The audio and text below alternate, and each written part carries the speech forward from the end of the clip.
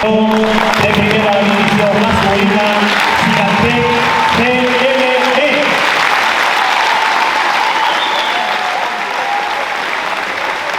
Con entrega a los colegiados y a los oficiales de mesa, gracias por el trabajo realizado.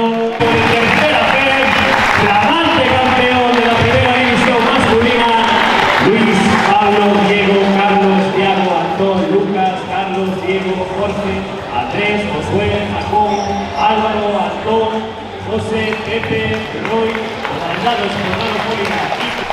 Una hoy Rosalía, campeón de primera división masculina, nuevo equipo de tercera B.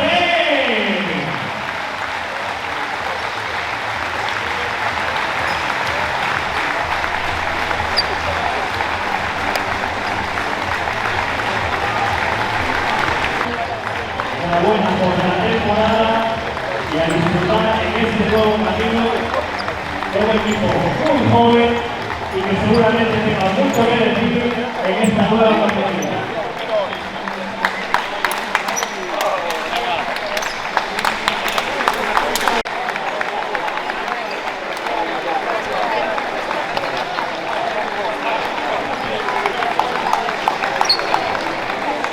¡Vamos, hostia!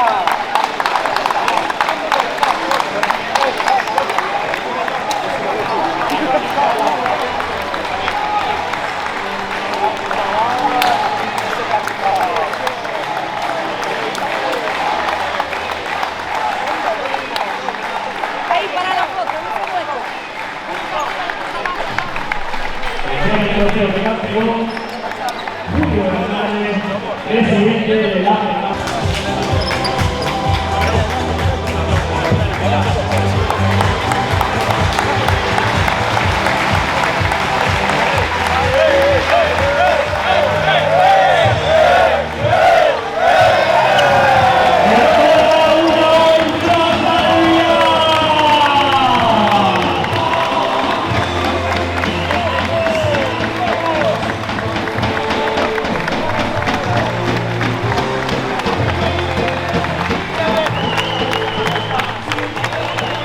Asistentes a todos los equipos, Costa Álvaro, Óptica Grande, Gigantec CLE, una buena Rosalía.